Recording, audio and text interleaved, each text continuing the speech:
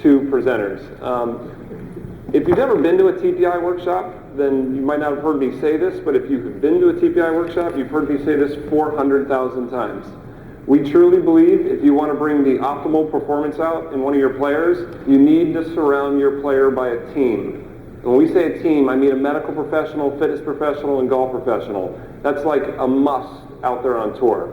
We talk about it, we show it, but the two people we're bringing up are probably the epitome of this on tour. We felt that it would not be appropriate to start a World Golf Fitness Summit on the first day without highlighting at least one of the best teams in the world. Now these two gentlemen work with many, many players. Some of them, most of you know.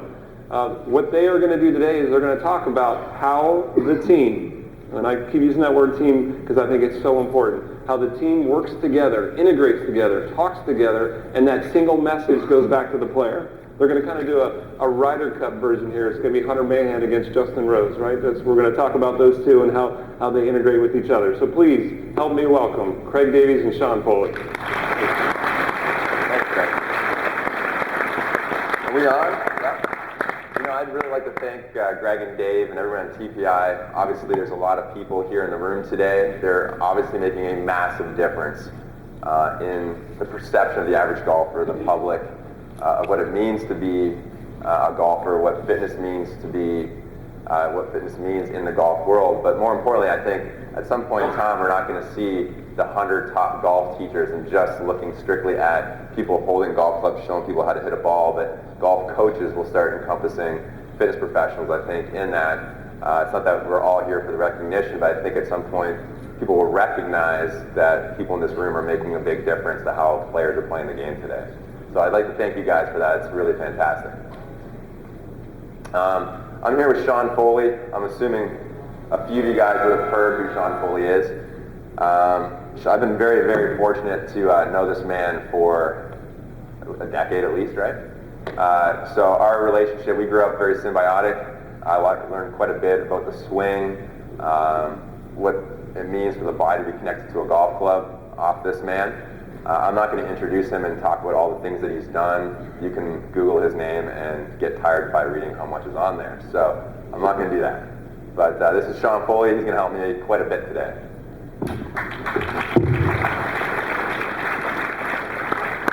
Actually, I have Googled it, and you don't want to read that stuff. It's not all nice. It's not all nice. Hey, whatever. What are you going to do, right?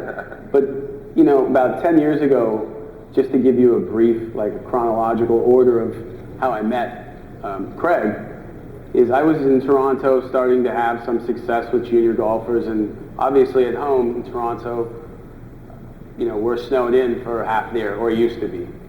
It's not really that case over the last couple of years, and it probably won't be going forward, but that's for a whole different panel discussion. And so we had like indoor hitting areas that the kids had to use. And if they weren't playing hockey, they were typically hitting balls into a net. We could argue how effective that is or how helpful that is even, but that's all that we had. So a lot of this is when like core training and all these different aspects started coming into golf. And I had a lot of people call me to try to utilize my services to teach in their facilities. So there's this one guy, David Lee.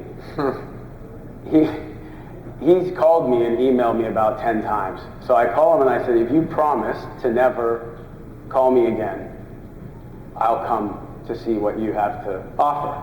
And the vibe just wasn't very good, so I wasn't comfortable. So anyways, I went down there, fortunately ran into Craig. And as he started talking, I just had like these nightmare reflections of how many kids I'd been screwing up. So when they told me, my back's sore, I'm just like, it'll take a little bit of time, it'll loosen up. I mean, obviously my knowledge or my level of knowledge was very poor about the body. I mean, I thought it was pretty good, but it still wasn't even near to where it still needs to go. So Craig took me through some things and was doing some function test on me, some mobility, range of motion testing. This is like 2001, I'd never seen anything like that before. But I knew its part. Like, it's one of the keys to being a professional, a true professional, is to be, when you're wrong, is to be excited because you won't be wrong that way again. So versus the egoic aspect of all these battles among methodologies and that's wrong and that's right. being wrong is completely fine. I mean, I just learned 10 things from listening to my friend Mike Adams speak. So, I mean, that's the benefit of obviously being here, is that the sky is the limit, and it seems like the more questions that I answer, the more questions that it leads to. And I think that's what makes you feel alive as an instructor. To go on the fact that you just like to help people, obviously. But after I left the office with Craig, I went back to the academy and I gave $10,000 in refunds because I couldn't live with myself. Because he'd just proven to me totally that me telling a kid who looked excessively across the line, you can do it in the mirror, but not realizing that when he's in the mirror, he's looking at himself, so he's already going to have better rotation. See, you did it. As soon as you did that, it wasn't there anymore. So he helped kind of get rid of all of the style and minutia in what could happen. So what we're going to do now is go through our presentation. We both worked with, Craig doesn't work with Justin anymore. He still consults to him. But we worked with Justin and Hunter together for 3 years. And took two, it's very different in looking at these two players, because in Hunter, when I started with him, he was already 12th in total ball striking. So he wanted to coach. I started with a short game. Then he needed help with his swing. It led to doing some work on my TrackMan and led to him hitting some balls. And with Hunter, it was like really scary, because here was a guy who was 12th in ball striking, but you could see from an injury standpoint where it was going to head. He's only 26, so the kind of the straw that broke the camel's back, that straw hadn't been dropped yet. And it may have by now, it may have not. Hunter's very gifted from a mobility standpoint, which saves him a little bit. So it was a little different in, okay, this guy's this good, so he has this inner wisdom in how to make this sweet spot collide with, so basically this flat surface collide very well with this round object. And to me, that's really the basis of golf instruction, is getting these two things to line up better so the ball's not all over the place. So with the use of TrackMan, I could start seeing that, under pressure, Hunter would hit a lot of blocks and he'd hit a lot of overcurves. So he'd be overhooking it or just leaving it way out to the right. So the dimensions of his club face would be anywhere from 3 to 4 degrees out to the right, and then hence from there, the swing direction or his path of his sweet spot would be anywhere from 7 all the way up to 9.5. So when he's conscious and he's in a good space, he hits this big high push draw, very shallow attack angle, but he struggles out of the rough. He struggles in fairway bunkers. He struggled from 50 to 110 yards, which was an effect of this as well. And I think that it's at that point, he's telling me he wants to be in the top 5 in the world eventually. Well, having one shot every time isn't really going to lead to that. So that's why I did what I did with him.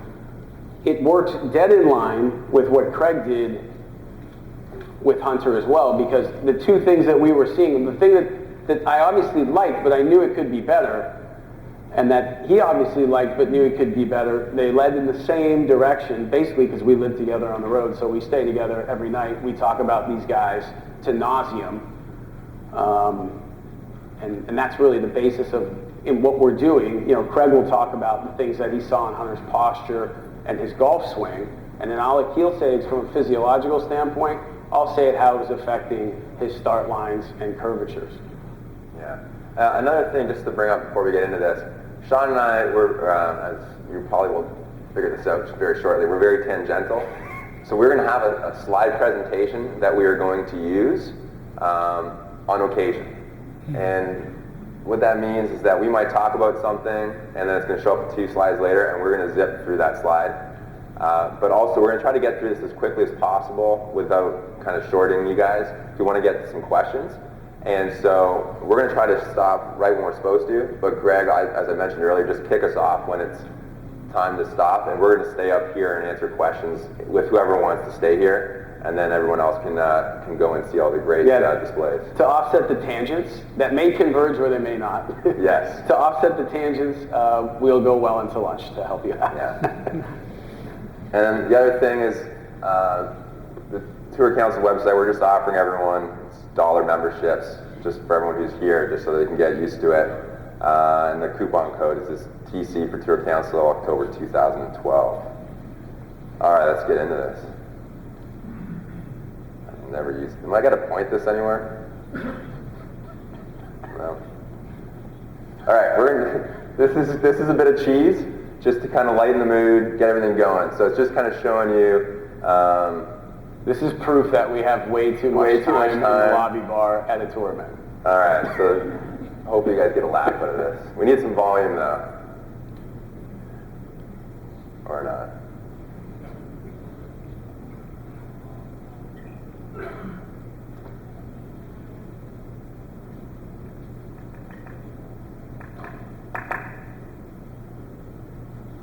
You might have to just click the volume on, you know what, just watch it.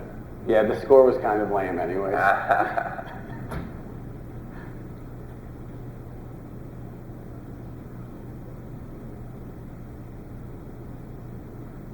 So as you're going through this, you'll see some of these swings look good and some don't, and some of the form looks good on the exercise and some it doesn't. That's just kind of showing that there's a progression, whether it's in the gym or whether it's on the golf course.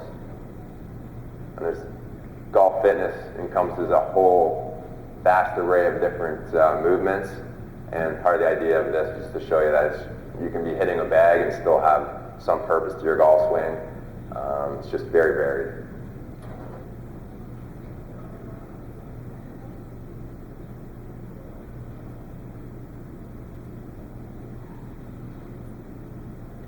And this is Sung You'll Know, who we may get to at the end of today's presentation. All right. See, too much time on our hands right there. As you can see, like he's actually throwing it's a lot of time. Okay, so, you know, obviously we're going to talk about Hunter first. Hunter's a player that we've both worked with for quite a long period of time. And you want to go over these at all? I mean, not necessarily. We can use them as we need to point out. But like I said earlier, when we started in 2000, we started in the middle of 2008. Stats in 2008 were almost identical to 2009. I think what some of this shows, I mean, you can take stats and take them in a million different directions, but I still think that, you know, there's a good chance, very rarely do you see someone lose their card when their ball striking statistics are really strong. They'll point it out, but it's very rare. I think if you look at the top 15 money winners, you will notice that probably 70% of them are very high up in ball striking. So the money list and all that comes from everything else. Obviously, relationships with families, hydration, nutrition, the external factors that go into performance, we could probably talk about for 50 days in a row. So, but just showing that, you know, through what we started with is the 65.19% in fairways, which had him 74th. The reason I put the rank is because the rank is obviously against the people who are going for the same purse that you are. So if you hit 75% of your fairways, then that would be amazing. But if that still had you 61st, that means there's 60 people hitting in the fairway more often than you. So using that as a point, total driving is a combination of distance and fairways hit. Greens and regulation is obviously at 68.36. And what's interesting about the greens and regulation is you'll see the ranks of what he was that year change, but he typically is going to hit about 68.65% of his greens and regulation. As he starts to myelinate and starts to insulate the neural circuits on that movement pattern, that's changing, you could argue the proximity becomes better, or the misses are less this way, okay? So the misses are in more, all right? And then moving on, Craig, we go from 2011, where we really started to work on some of the changes. What happens sometimes when you're working with a player, or all the time if you work with them for long enough, the initial things you do that give you a ton of success, those feels run out. So at one point with Sean O'Hara, I could tell Sean, I want you to turn as hard as you can in the backswing for as long as you can.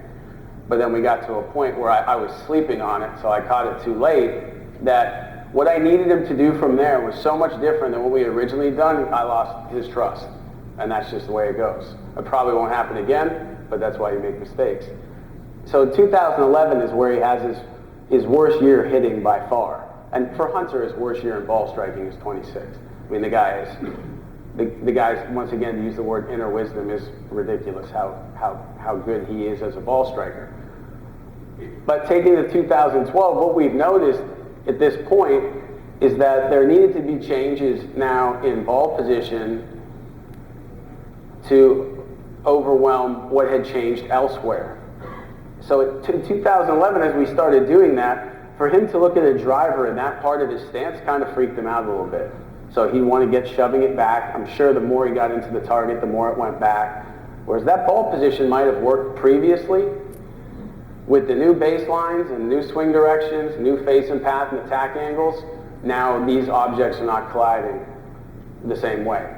So I think we see that a little bit there, but continuing to, we've worked on the same three things since day one. And I'm a huge believer in that. These guys, people you teach in general, they want to tinker for ego result. So, oh yeah, if I get my right elbow here, that just feels better, and they hit one. You see, that's it, I found it. They come back the next morning and it's not there anymore. And that's just not the people you teach. I'm sure every single person in here have found the Holy Grail at 7 o'clock on the range after playing bad, and then it wasn't really the Holy Grail in the morning. I'm definitely a victim of that. That was a daily thing. So sticking with it, so even when they say, I hit it bad today, we need to fix it. No, we're just going to go and keep doing the same things that we've done. And be affirmative with it, and just not let them bait you, because they will try and bait you. So you can see in 2012, fairways hit are much better than the previous year. And it brings in, the thing about Hunter and Justin is the schedule of golf courses they play, they're all extremely difficult golf courses. They're not really any Mayakobas or Disneys, they're not good golf courses, but those are where people typically go extremely low. Okay, obviously, because there's probably less rough, there's more fairway, and there's less hazards. Total driving first with the distance combination, and total ball striking first. And the interesting thing is looking at that, he's only made $500,000 more in doing all of those things. So, like I said, that's a discussion you could have forever and ever. But I think these things are necessary. When someone said to me, your players, you have 6 wins this year, I don't have a single win. I haven't won since 1989 at the Junior Club Championship. I was awesome that day, actually. I must have only had 6 swing thoughts instead of 8. But, this is what I go off of.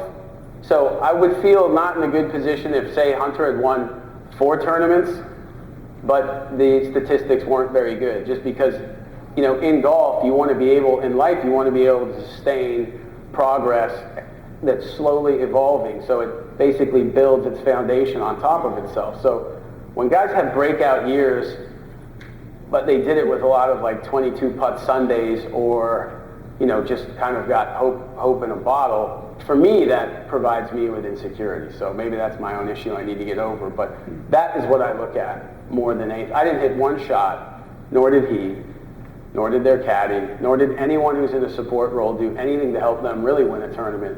They had to deal with doubt and fear and all those things. And I think when you're teaching, obviously everyone in here is trying to increase their knowledge. Probably means if you're here right now that your knowledge is already very high. So you're going to run into higher performers eventually. And once you start running into the higher performers, it's very necessary to be in a state of humility around them. And that's obviously not part of the presentation, but that's just advice. It's not about you, and you have to really learn that quickly. Otherwise, it creates some energy issues in between the performer and the sport. This is Hunter's faults and gifts on his initial assessment with Craig.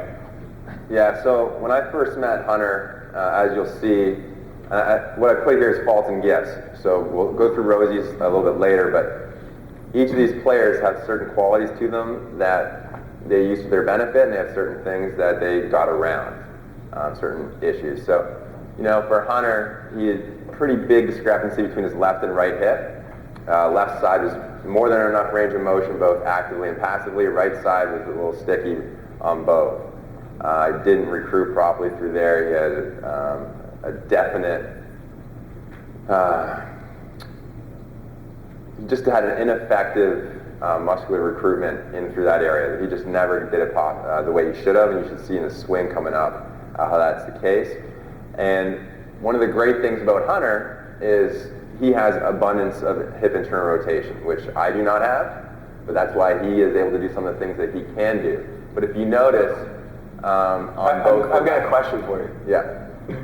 How many players have you, on the tour, have you put through this assessment? Probably just over 30, 35. What are their numbers like as far as internal hip rotation? Do you see many fives? No, not many fives. Okay. Probably 4 so far. Probably 4, okay. Yeah. So, but you can see on his left and right, I'm just grading them out of 5 just to make it easy for the presentation's sake. So on both, passively, he was at a 5. Actively, he was 2 to 3. Okay, he was not nearly as good at actually creating that motion on his own. And that's what you'll see a little bit in the swing coming up.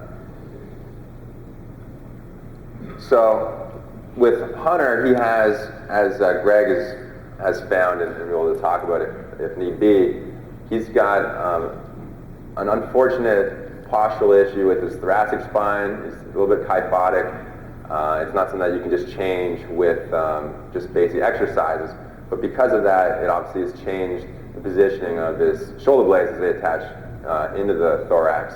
And more so, he had an effect on his left shoulder. Left external rotation was down. Right side was enough, that more than we need. Left side was down. Track extension was a little lower. I gave him a 2, but that's really it's closer to a 1. But the weird thing is, where most people who have are kind of stuck in a flex position, a lot of times you'll see the rotation go down. Hunter's is not the case. He's got huge amounts of thoracic rotation, and part of that is his cosvertebral joints have this huge give to them.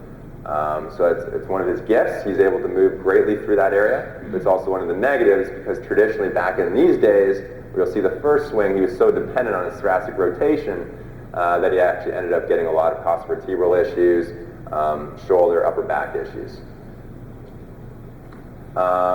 So as I already touched on, his scapular control wasn't where we wanted it to be, and just overall his balance and kinesthetic awareness wasn't quite as good as you'd expect for someone as elite as he was.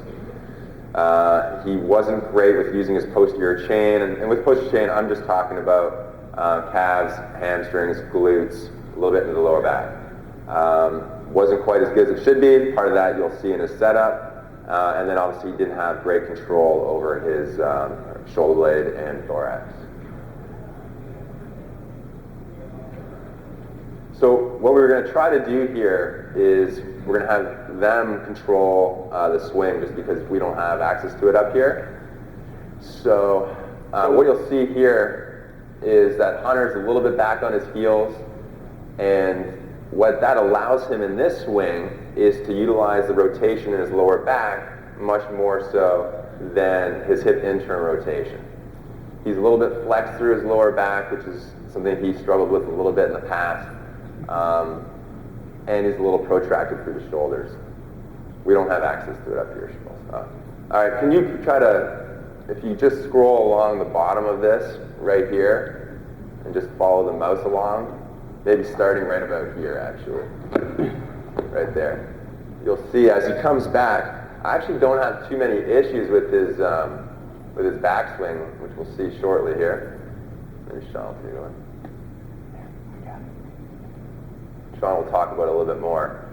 But as he comes down, what you'll see, oh, actually I just bought myself one of these laser pointers. Nice. 500 feet. Yeah, so what you'll see in this area here, you'll see right away he's going right in a lumbar rotation, okay? Which moves his left hip away from the ball more than we'd like to see. Is that, you want me to keep going, Doc? Yeah, go a little bit more. So you can see this left hip starting to come away.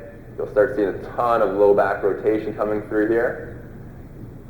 Right at impact stop there. So this is where he started to struggle. He was getting a lot of tension up in that TL junction, transition area. Very, his left hip's farther away. Now, this screen's a little distorted as we fit it in here. But you'll see compared to the new swing, this left hip is actually quite a bit away from the ball compared to the new one, where he's using his left hip rotation better. And then as you move through, this is where you're going to see this part right here. So move through this slowly. Okay. For me, this is what's exciting with the new and the old swing. All right, a little bit further. So just where the club's exiting. Okay, now what you'll see, stop there. So now you're going to see his shoulder blade is right here. Okay? you're going to see that the space between here and here is remaining very closed and shut. And what's really cool is you'll see that his left arm is going to completely externally rotate before this scapula is retracted much at all. So go a little bit further. Okay, Doc, you want to keep going? Yeah, just a little bit further. So here's the edge of his blade, medial border. Boom, stop there. So his blade's kind of getting here. Now go ahead a little bit more. Okay. Okay, stop. So see how compressed this is? You see the tip of the blade, everything's really short in here. Now the cool thing, if you watch his left arm, it's going to be going through his full range of external rotation. Go about 2 more frames. Okay. So it's fully externally rotated here. Look at that blade, and now watch what happens.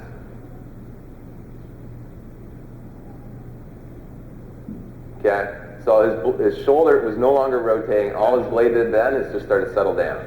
And that's a draw, which is fascinating. Yeah. And when I first saw him hit balls, I was like, how is this kid drawing it? Yeah, and the reason he's able to get away with this is that huge amount of thoracic rotation, but he's utilizing that to a very, very, very high level. What about his ankle issues from the extension? Right. So as this left hip moves further away from the ball, okay, because unfortunately, Hunter's got a bit of an issue. Historically, he's not great at creating supination at the foot. So what he does instead is he snaps this knee, very similar to another friend that we both know who's had some knee issues. Snaps his knee forward, but he never developed the knee issues yet, but he was starting to get a ton of left subtalar issue, okay, because he was just cranking on that subtalar joint by ramming that knee straight, which obviously forces then your ankle to go up and create that arch.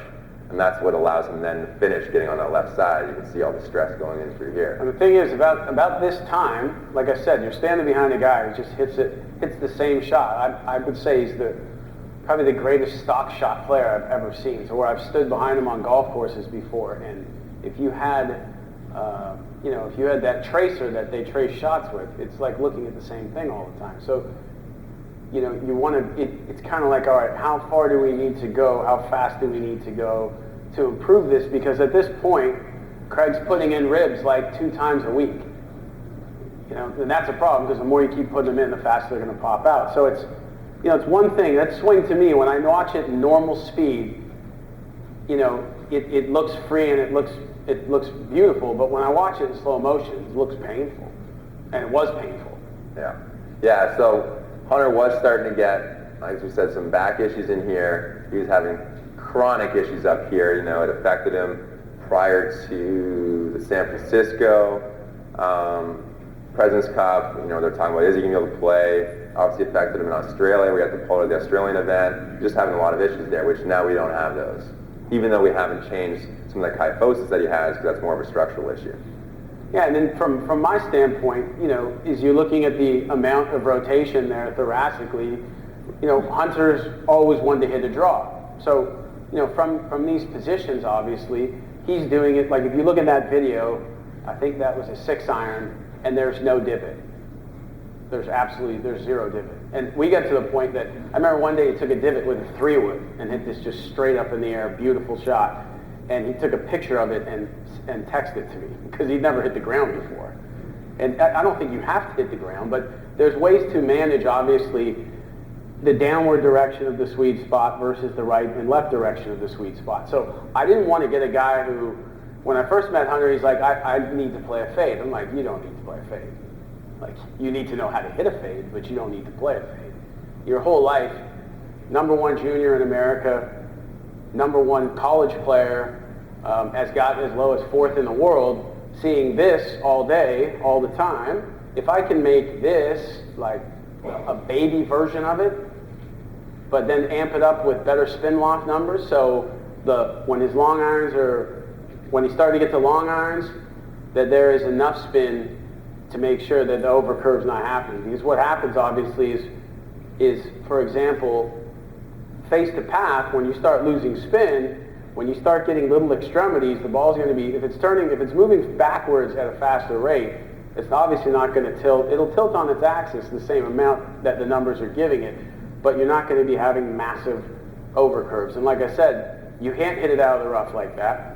So he comes in, gets so much rotation, creates so much right side bend, and that was just his way to swing in to out. He didn't, I don't think Hunter until around this time knew that what the face was responsible for and what the path was responsible for. I don't even think he'd ever thought of attack angle. Steep was like a word that was almost like a cursed word. I don't want to get steep, right? Well, it's like, well, what does that mean? I think when we hear steep, we see, someone chopping wood, but, steep is, say, 5 degrees down on a 5-iron, but if someone has the right amount of ball speed, that might be ideal for what they intend to do with their golf shot. So more than anything, I think what happens is you're looking at a guy who's been so good for so long. I mean, his mom says when he was 14, he went 2 months without missing a fairway in a tournament. I've never even heard anything like that. So I'm really in a point where I can absolutely really screw him up because he's been so good. But when you see things like a 26-year-old who spends more time getting treated than he does on the range, you have to step in and try and figure out the basis of moving forward, which without him, I wouldn't be able to do it. It's Craig always explaining to me, oh yeah, that looks good, but this kid within 2 years is going to struggle with this. The kid's is trying to get a scholarship. When do you come in? When do you not come in? And ideally, like I said, he drove it awesome. He couldn't cut it. He struggled with wedges, and he couldn't advance a 7-iron out of average rough. So that's for him to be in the top 5 in the world. I just don't know if he's going to be able to do it with just high over-curving draws every time. So he would get on a hole where he's got a right to left wind, and it's a dog leg to the right. He's not really had a very good scoring average on those holes over those years. But he's going to find his places where he can just go stock and no wind, out in the desert, no problem. But now we get to a British Open, struggling, big time. Struggling to hit it down, struggling to cut it. So now, as we move forward there at DOC, you just keep moving on from that.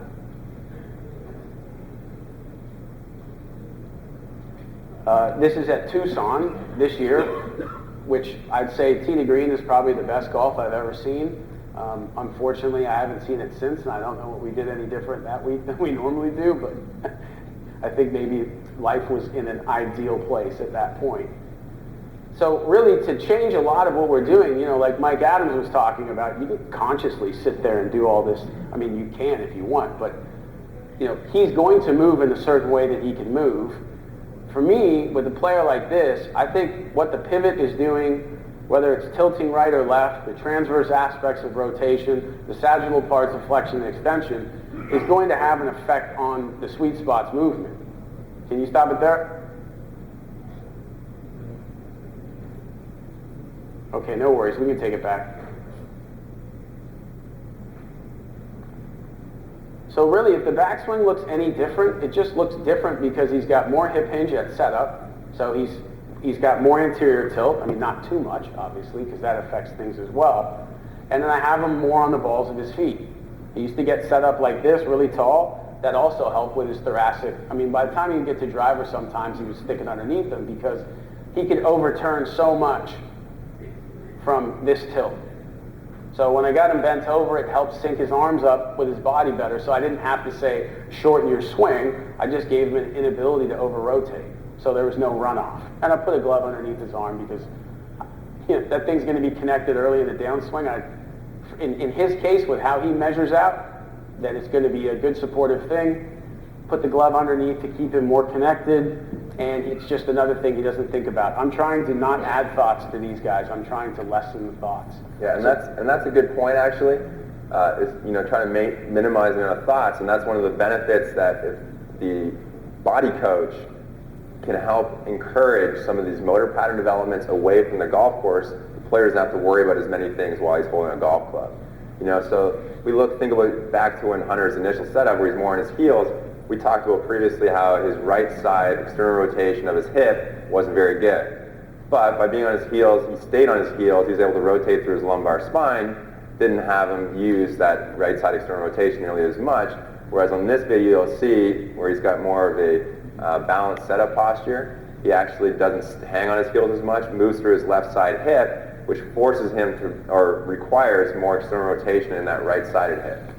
So by changing his movement patterns away from the golf course, he never had to worry about that on the golf course. And then when Sean was teaching him, he never had to focus on that part of the swing and trying to force him through that aspect of the movement. Yeah, I know when I'm forcing something that I'm totally off base, just like I'm so wrong. And I just apologize at that point. Basically, there's, I would say, kinesthetically, like the awareness of these players. Take Hunter through, last time I saw Hunter before Atlanta, he came to see me, he had some struggles, what have you. Probably comes down to adding too much value to what you're doing. Sympathetic nervous system's ramped up and then he struggles. So it's fine. I don't think you're going to go through a whole year without playing poorly. And I think the resilience that adversity can bring will make them better players in the future. And so Hunter came to see me, and the amazing thing is that he got really steep and he got really left swinging. And he played 9 events in a row, or was doing 4 corporate events and one of those weeks off. So obviously with fatigue, there's going to be less workouts. I notice most of my players eat worse when they're fatigued and they just get there and order something. So there's all these little things they normally do very well. They start changing. And then the things that I notice that it changes the most, it'll start changing the simple things like alignments and ball positions, which seem like simple things, but if you've ever been on TrackMan and you start throwing the ball all around at the bottom, and then you start changing alignments, you can really significantly change things. Obviously, he has an inner ability to make the sweet spot match up the way he wants to. Next thing we know, he's hitting 7.5 degrees down on a 6 iron, and he's swinging 5.5 degrees to the left, which is giving him still a straight shot, but that shot's not going to really work anywhere but the British Open. So, the distance has been heavily compromised, and it just feels totally terrible to him. But if you stood behind him, you'd be like, wow, he hits it so straight. Well, hitting it straight's fine, but he's not going to stop a single 4-iron on any green on tour that way. So we played around, changed a little right side bending in the backswing, ball position up, and just try to keep it still within our principles. And just show you how aware these guys are. Because when Hunter hits a really good shot, he not consciously, he goes, So when he's on the range and he's hitting it good, it sounds like a Kornikova tennis match, right? But the amazing thing was that he only did it because I kept track of it. Because like I said, you get bored watching these guys hit balls all day, so you got to find ways to be interested, right? It's like, good shot, good shot, good shot. Is every single time with this 6 iron that he would make that noise, the baseline of his swing, so his swing direction was 2.2 degrees to the left, and he was hitting down 4.8 every single time when he would go, And I found that fascinating, because see, that's the number now that I'm always going to try to attain. But not obviously if he's getting hurt from doing it. But that's where he comes in, right? So it's Justin Rose, they built him a set of clubs, they brought him a 7 iron, they said everything's the same.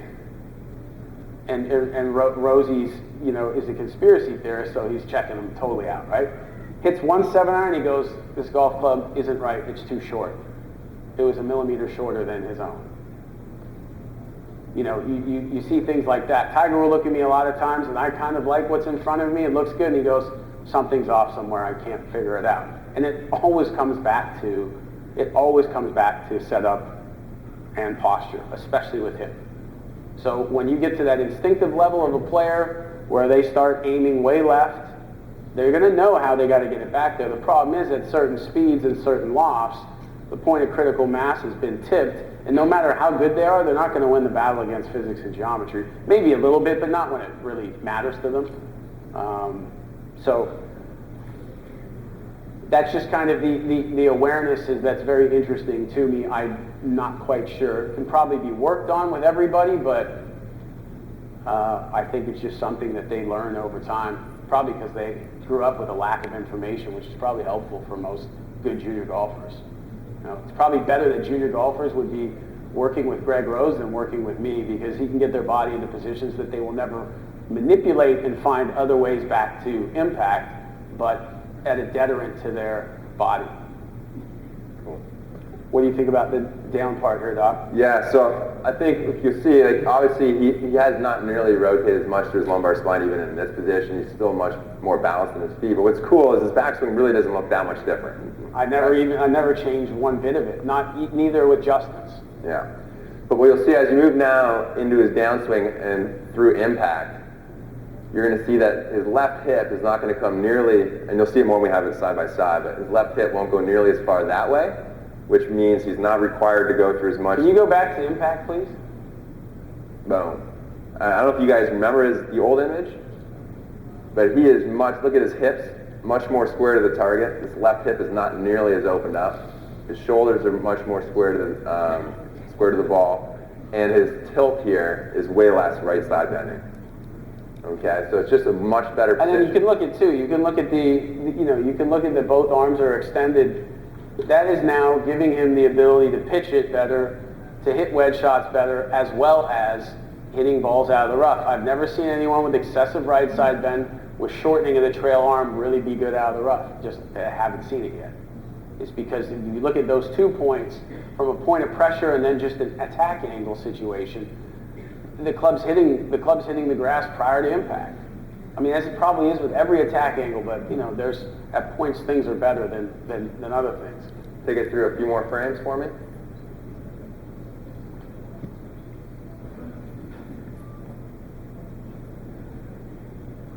So stop there. So you can, if you watch this, okay, and watch how much lateral lean he's going to have here, how much less it is, and that's because he's able to actually rotate. Remember, he has that huge range of internal rotation available to him that he never utilized before. Now he's starting to utilize it. His right side is able to externally rotate much better. He's actually using his legs because before he wasn't able to use his glutes, his hamstrings to generate power because of the way his position was. He's back on his heels. Now he's able to do that, so he's able to maintain a better pelvic position, use hip extension versus back extension, and he's putting way less stress in here through the thoracic region. But what I get excited about is this scapular aspect right up here. So take it up a little bit more.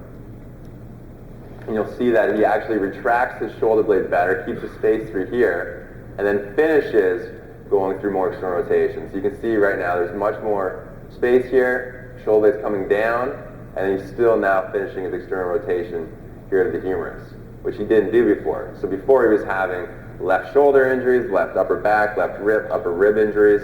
Now he's got, it's nice, I barely have to work up there anymore.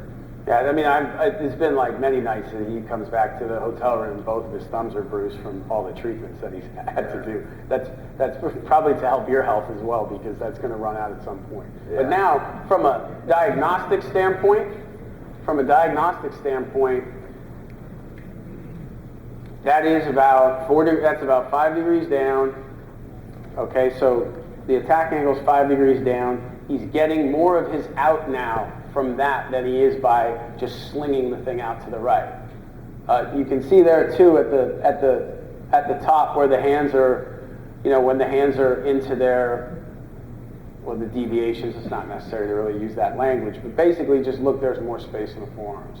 And we'll see in a sec when they're side by side how much less speed he has to control here, because his body's working much more effectively through a technical change and a physical change to slow the club down, versus the first swing. He's got so much energy in the club still going right through until... Yeah, when he was hitting drivers back in the day, I didn't even know how he saw the ball, because he would literally be like this, almost like Michelle Wheat. It was like this, looking back at it that way. So that, to me, I want to see them be able to create like a lot of speed and then be able to break it quickly, but not with any fancy maneuvers, just with the fact that everything's in the right place to absorb. Whatever's not going to the ball has to be going somewhere. And once you're out of position, you start getting joint centers and stuff absorbing it rather than just the muscular aspects of it, and then you're going to have injuries and issues. But I typically get all my players in practice, if they're, right now we're like in a heavy block, like we're straight technique, that's all we're focused on. At this point, this is after the round. I never do that before the round. They're pretty much doing 3/4 on each side, or even half to 3/4. Because to me, it's like if they learn from this point to this point. I stand on the range all day, and I don't ever see a single tour player with the same backswing. I think obviously Mike Adams spoke to more of the reason that is. It's just 7 years ago, I'm standing out there going, wow, I'm teaching the same backswing to everybody, and I'm not seeing anyone with the same backswing. And 2 out of 8 guys I would do with it, they would just flourish and be money. And the other 6, I'd send them to a sports psychologist. It wasn't me. And I get asked a lot, because with Ace, the recruitment that he did is so drastic, the difference from 3 years ago to now. They're like, well, what exercise did you do with him? Or what exercise did you do? There was no exercise. It was every exercise. This has to be a focus, and it should be for most players on every exercise. What are your shoulder blades doing? I don't have any of my guys doing rope tricep pull downs, but how many times you go into a gym and you see these guys like this, and they're just cranking it out? With 150. Yeah, that is not good for your golf swing. Okay? So every single movement that he's doing, we're working on getting that retraction, feeling that bottom tip of that blade pull forward through his chest towards his nipple, setting that joint surface of the scapula in a position that allows for proper external rotation of the humerus, and not doing it the other way where we're taking away his external rotation, putting him in a protracted and elevated state, because when he's under the gun and stress is at a higher level and his body's going through the higher cortisol levels, the sympathetic system's put on to a higher level, where do you think he's going to revert back to? He's going to revert back to the 1 or 2 exercises I gave him with very low load with a band, and he's standing there holding it in a retracted position, maybe doing a few step backs? Or are we going to where he's doing his deadlifts, where he's doing his really high level exercises, bear crawling and all that kind of stuff? Which is it going to go back to? It's going to go back to stuff he's doing every single day, over and over and over again. So we don't just say, oh, here's 3 exercises for your scapular traction. Here is your life work of scapular traction. It has to become everything. And that's what it took a long time. Just part of it was his posture issues, but you can't just go, here's a couple exercises, all right, now go hit 18,000 golf balls and expect it to change. That's not how it works. I think we can get them up side by side here, and we'll go on to Rosie. Actually, me too. All right, here's the old swing, here's the new swing. Okay, obviously, again, some of the, I don't even know what you call it, but stretched out a little bit. But let's go through this one first. You can see the difference just by standing here, how he's standing posture-wise. And that took like about 1.5 years to convince him to do that, because that one felt terrible to him. He'd been standing the other way for a long time. And I think that's where information becomes important. I mean, I'm trying to make my players better, not smarter. I felt that I used to think that they all needed to see it the way that I saw it, which is probably the reason I wasn't a great player. But that one does not look very painful to me. No, but that's the thing, is that the information saves it. So you can basically, Craig can say to Hunter, this is happening because of this, and this. And he says, oh, well, that posture will help that, right? Absolutely. Explain why, and then they're more astute to doing it, because it's tough to get them to change, because when they're totally unconscious out there, they're exactly as they are. And you'll see the lateral bending here, and that's what Sean was talking about. When you're coming in from that kind of angle, you're obviously going to be much more shallow coming into impact, which is why you couldn't hit it out of the rough, and as you were saying, the long iron shots out of the sand, and a lot of those other shots that he was able to make. He could do something really well, which he still can do. He still hits it. I mean, now at this point, the club face is 1 to 2 degrees to the right, and the path is 3 to 4 degrees to the right. So when I start seeing extremes in swing directions, attack angles, obviously going to affect paths and creating extremes, I know he's not necessarily just, on the back nine just falling to pieces, probably adrenally, biochemically, but I also know that what he's trying to time could be more efficient.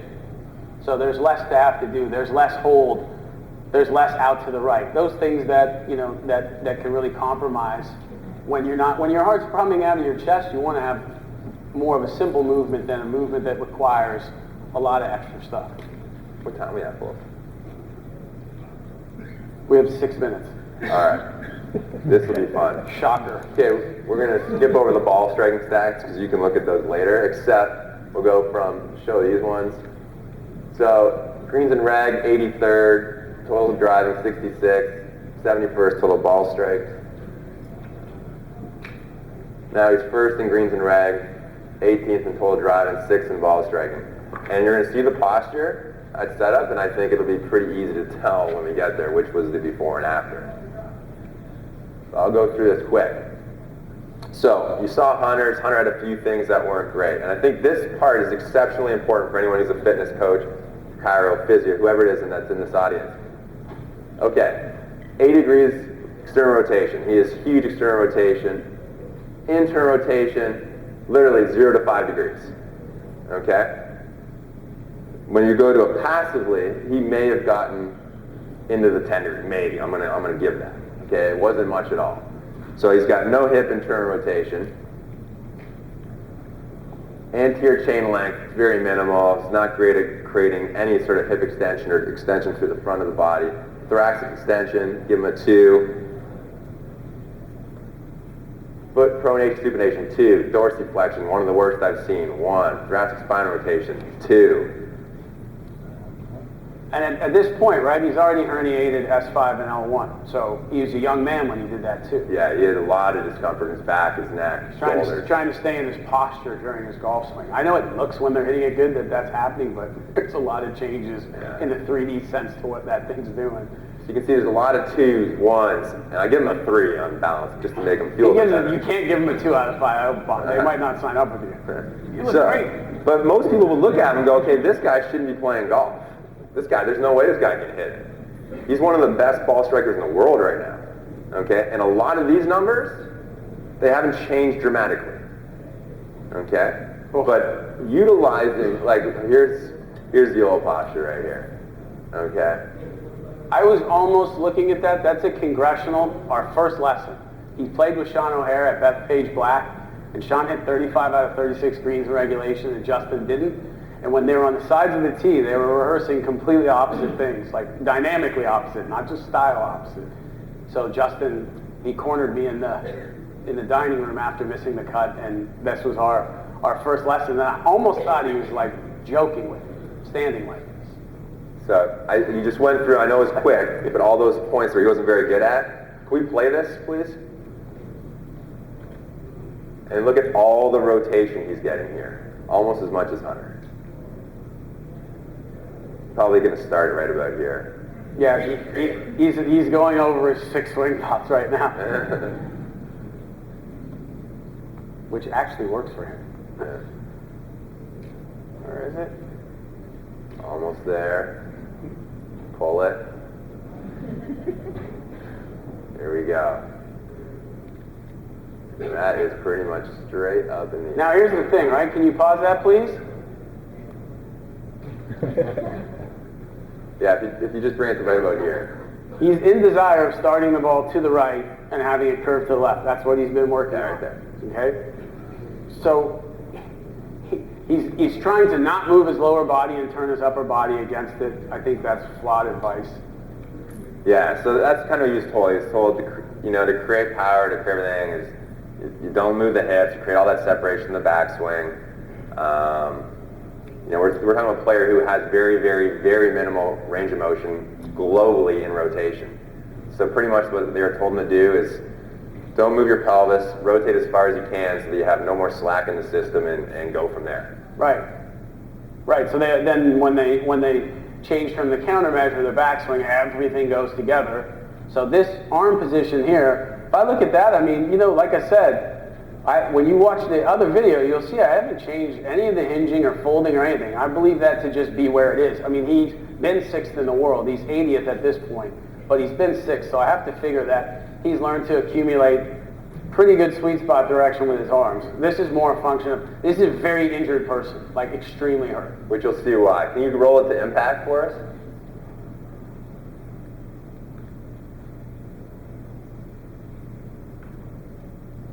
And then just keep slowly going through.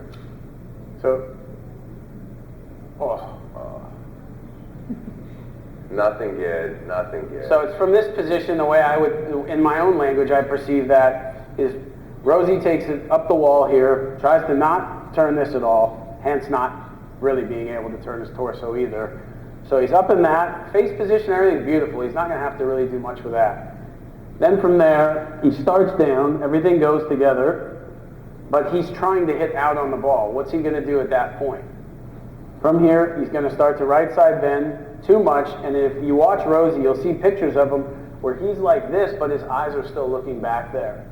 So, I mean, the amount of like neck and upper back issues that's going to lead to, I mean, we've seen them. I mean, he's completely injured. And that's one of the reasons why I can't work with him as much right now on the road, and he's got a great therapist right now, Craig Knight, who's doing some fantastic work with his body, is because Rosie requires someone to be working with him constantly on maintaining his soft tissues in a state of constant recovery because he's putting his body through a lot of stress. Doesn't mean he can't hit the ball, because you're going to see here, he flushes it. So you're going to have people come into your office, you're going to test, you're like, you know, this guy can't hit the ball at all. If you tested this guy right now, you would still kind of say that, but he's one of the top 5 ball strikers in the world. Yeah, but for example, if you do that test, what kind of sidetrack, quick way, Home Depot device did we do to ensure that his pivot could keep moving and he could use hip extension? He went into the Adidas or the Ashworth street shoes that don't even have soft spikes, so this foot just releases and he keeps going. I mean, he was in spikes with his foot almost turned in for the reasons he was doing it. Conceptually, he was off big time with the concept of the golf swing, just the foundation of any of it, and what really mattered. Like I said, the difference between style and dynamics. So you take someone who's got poor mobility, and then they're trying to, one, they're trying to stay in their posture like this, and two, keep the inward spikes on the lead foot in the ground the whole finish, staying in his posture. I mean, that's just unbelievable. And I watched him hit the ball like that. I was like, this guy is sick, how good this guy is, because that is impossible right there. And you can see how he does it through his finish and how he tries to sort it out. But this now is just more, it's just more simple. And he's very much like, as far as path goes, I call Rosie my zero guy, because whether he's hitting driver, sand wedge, or 6-iron, he's got this inner ability, just a zero path at this point. So let's take it through this. As you're watching this, it's important to know, and this is where a lot of times I see golf teachers making a bit of mistake where they're trying to do a little too much on the body part, where you would have tested Rosie, you would have said, okay, he's got no hip internal rotation, let's crank it out, give him more hip internal rotation, without realizing that he's actually got a rapid version of the hip. Thank you. And if you crank it out too much, you're going to damage his actual acetabulum. So, anyway, go ahead. So let's continue on. So you can see now, this is going to be great, because Rosie actually has a little bit more rotation, as you can see. His hips still don't move great.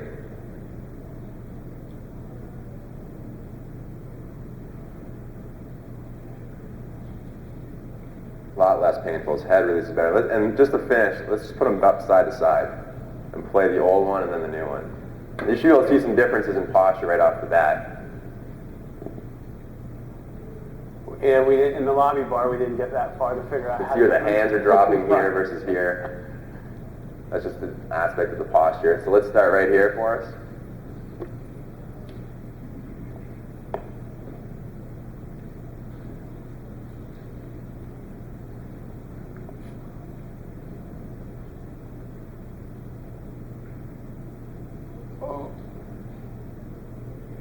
And this is where all the issues were. Sure. And on the new one.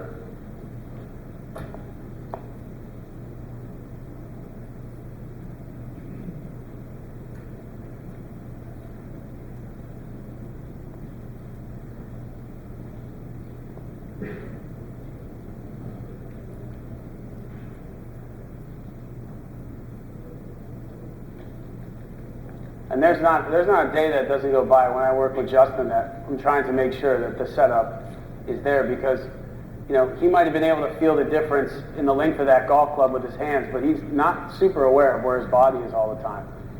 So normally when he knows, they all have their own set things that they need to look to when they're hitting it poorly. And besides the mental checklist, the other checklist starts pretty much right there in the stance. Obviously, we won't have time to talk about our baby. Some of y'all know, but we'll be talking about him in the future for sure. Yeah. So like I said, because of the tangentials that we tend to go on, I'm sorry we ran a little late there. We're going to shut her down, but we'll stay up here. We'll sit and talk as long as you guys want to talk about any questions you might have. So feel free to come up and give us a ring.